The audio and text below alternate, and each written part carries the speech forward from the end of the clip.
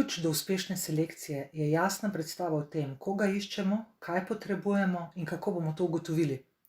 Preden zaposlimo osebo, je zelo pomembno, da vemo, kdo je in ne samo, kaj je. Velikokrat se namreč zgodi, da zaposlimo novega sodelavca na podlagi njegove izobrazbe, na podlagi njegovih izkušenj, ampak v timu se ne obnese. In razlog običajno ni v pomanjkanju izkušenj in znanj.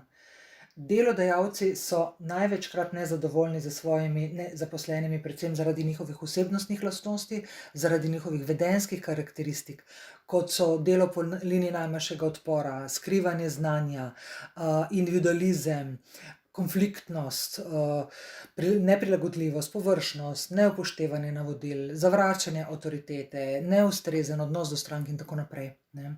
Tako pogosto zaposlijo nove sodelavce na podlagi tega, kar znajo, odpustijo pa jih zaradi tega, kar so.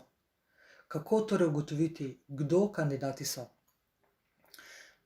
Program Specialist za selekcijo je namenjen vsem, ki se pri svojem delu ukvarjajo z izborom in selekcijo kadrov na dnevni bazi ali pa občasno. Primerjen je torej tako za začetnike, kot tudi za tiste z izkušnjami. In na 2 zanimivih srečanjih se bomo pogovarjali o tem, kako voditi poglobljen selekcijski intervju, kar je za začetnike ključnega pomena, za tiste za kilometrino pa bo seminar zagotovo koristno preverjanje in dopolnitev njihove rutine.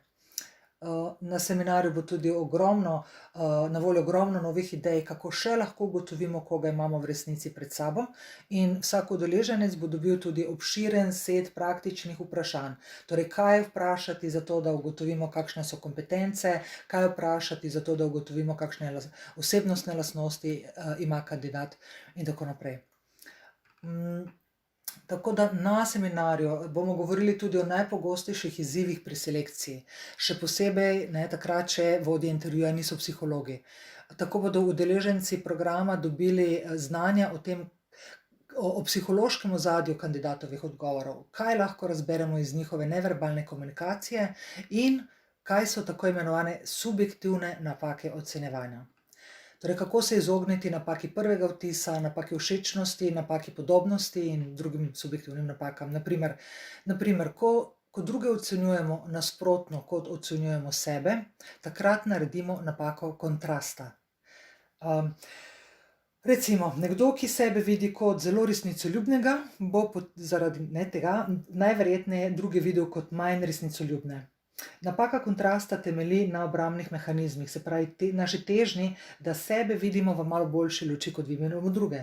Tako da vodja intervjuja, ki se ima za zelo organizirano in pedantno osebo, naredi napako kontrasta takrat, ko kandidate ocenjuje kot neorganizirane, neodgovorne, površne.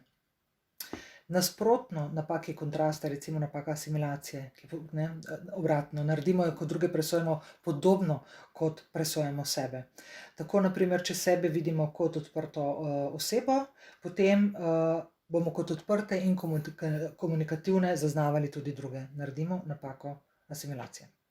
Tako da to je zelo pomembno, da poznamo subjektivne napake ocenjevanja, da vemo, katere so tiste, ki jih mi počnemo, ker je vzrok za marsikateri napačen izbor predvsem tako imenovani človeški faktor. In za vsakega napačno izbranega kandidata podjetja in organizacije vedno plačajo zelo visoko ceno, previsoko.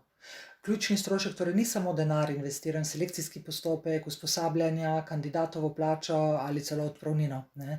Cena, ki jo delodajalec plača, je oportunitetni strošek izgubljenega časa in priložnosti, demotiviranega tima, slabega imena na trgu.